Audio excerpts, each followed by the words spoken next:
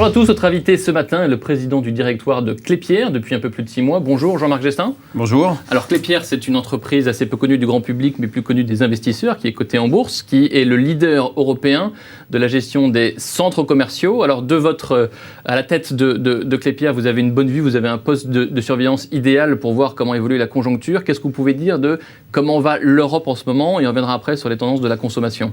Bon, très bien. Nous, on est effectivement à l'avant-poste de l'analyse de la consommation.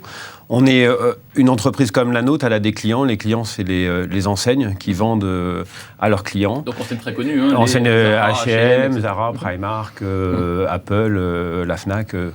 La liste est très longue. On a la chance d'avoir d'ailleurs parmi nos principaux clients les meilleurs dans leur secteur d'activité. Donc ça, on en est très fiers. Et donc, pour revenir à votre question, oui, aujourd'hui, la consommation repart plutôt en Europe. Ouais. Pas partout au même endroit. La chance de Klépierre, c'est on est dans 16 pays. 16 pays, 120 centres commerciaux, dont en France, par exemple, la Gare Saint-Lazare, Val d'Europe près de Disneyland Paris, Créteil-Soleil, mais aussi à Toulouse, à Marseille, et dans plein d'autres villes d'Europe, surtout des grandes villes. Nous, notre business, il est quand même fonction de deux grands facteurs, la démographie, et la croissance économique et la consommation. Et donc, c'est comme les deux moteurs qu'on analyse, parce que la démographie, le nombre de personnes autour de votre centre commercial, c'est déterminant. Donc, on a fait un choix stratégique important à vendre les centres commerciaux qui sont dans les petites villes, parce qu'aujourd'hui, il y a un grand phénomène d'urbanisation qui est mondial. Les grandes villes grossissent, les zones de chalandise grossissent. Et c'est notre terrain de jeu, ça va de Oslo, Barcelone, Madrid, Varsovie, Utrecht, Rome, Milan, toutes les grandes villes européennes. Et le deuxième, c'est la consommation. La consommation, alors, c'est important de sortir des indices nationaux, parce que quand vous êtes dans les grandes villes, en fait, finalement, la dynamique des grandes villes est très différente de la moyenne.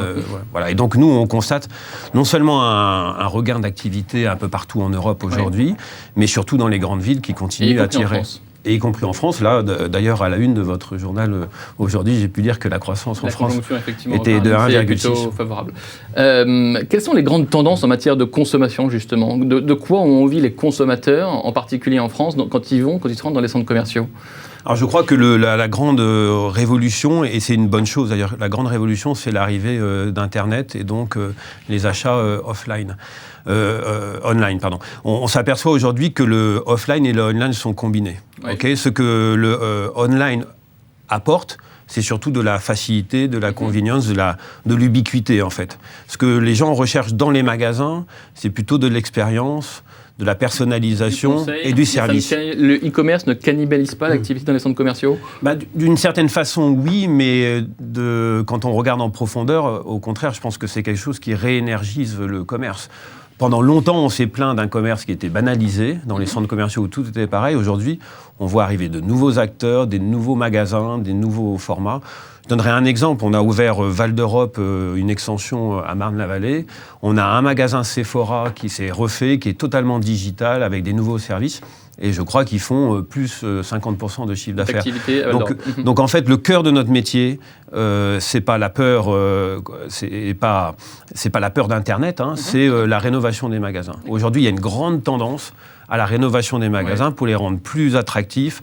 Qu'est-ce qui marche alors justement je crois que pour faire simple, c'est la personnalisation. Le magasin, c'est le dernier mètre. C'est là où se joue l'acte qui n'est pas uniquement la transaction, mais qui est aussi le plaisir, la loyauté, la reconnaissance de la marque. Et aujourd'hui, ce qui plaît aux gens, c'est que le magasin est un lieu d'expérience et de service, où on partage avec ses amis, avec les gens du magasin, des expériences.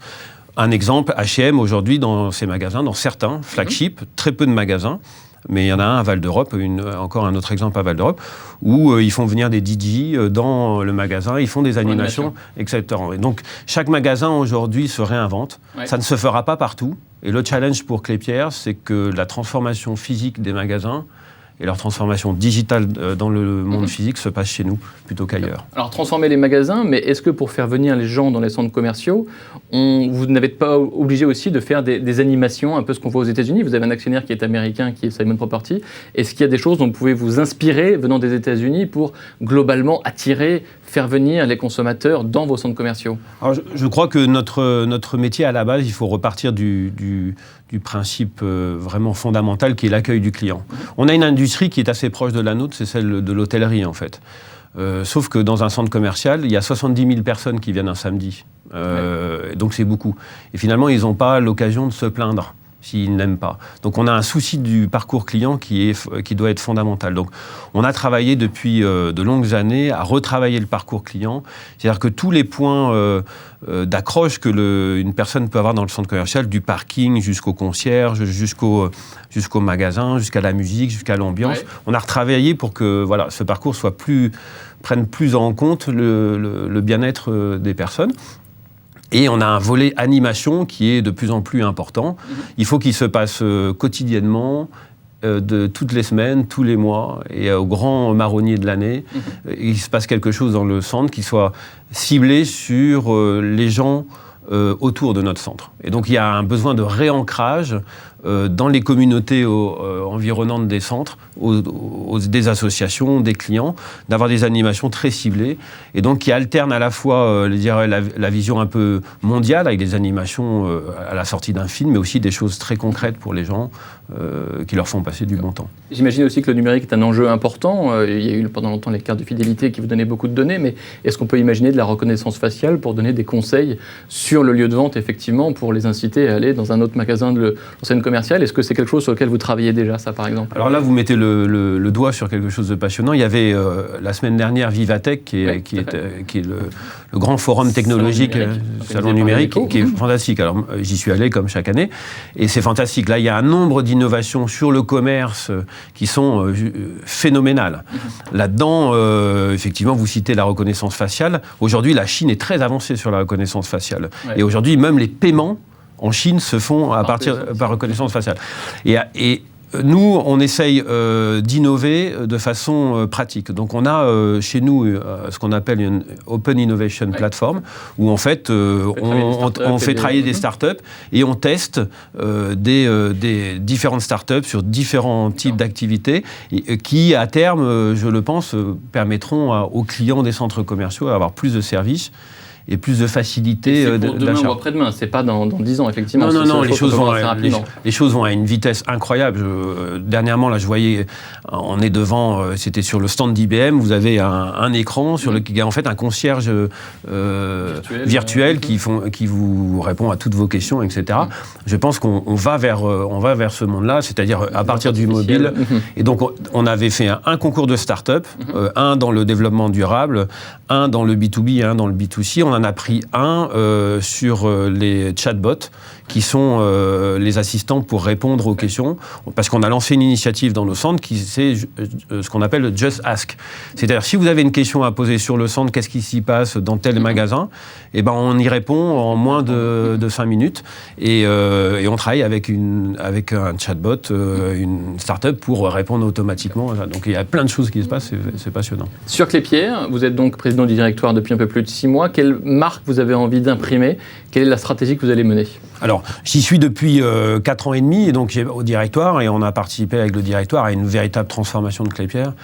Si on regardait ce que Klépierre, c'est pas très intéressant, mais ce que Klépierre était il y a 5 ans et aujourd'hui, on verrait une énorme différence. On avait 330 centres commerciaux un peu partout en Europe. On en a 120 aujourd'hui. On a grossi de 70%. Et on s'est concentré sur les grandes villes, les grandes agglomérations européennes. Donc je pense qu'il faut continuer à cette stratégie. Je pense que dans l'immobilier, la localisation est clé. C'est la démographie qui gère, et les zones...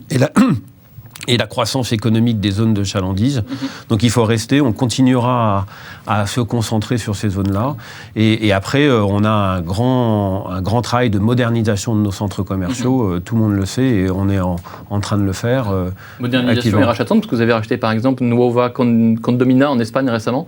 Ça veut dire que vous continuez à croître en Europe aussi? On continue à croître partout en Europe. On a un territoire de près de 400 millions de personnes. On a nos zones de chalandise, c'est 150 millions de gens autour de nos centres et c'est 1,1 milliard de visites par an dans nos centres. Donc c'est colossal. Donc on a effectivement des opportunités d'acquisition à peu près dans tous les pays d'Europe. Le secteur des foncières est très actif. On a vu ce matin, Gecina a annoncé le rachat de Eurosic, une foncière spécialisée dans les bureaux cette fois pour 3 milliards d'euros. Est-ce que vous pouvez participer à cette consolidation? Est-ce que vous avez l'intention d'être actif à grande échelle?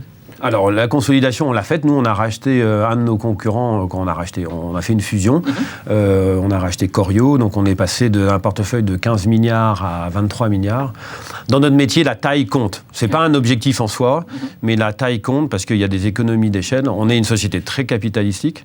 Nous gérons 22 milliards avec 1300 personnes. Donc, il n'y a aucune entreprise au monde qui, par tête de pipe, gère autant de capital. Et donc, il y a une vraie efficacité, à la fois en termes de gestion, y compris en termes de financement, parce que c'est sûr qu'avec plus gros bilan, un accès à la dette encore moins cher si vous respectez les ratios. Et donc, oui, je pense que dans toutes les industries immobilières, on va voir se continuer la consolidation qui est... voilà. Et Gecina en donne encore un exemple. Merci beaucoup Jean-Marc Jestin, bonne journée. Merci.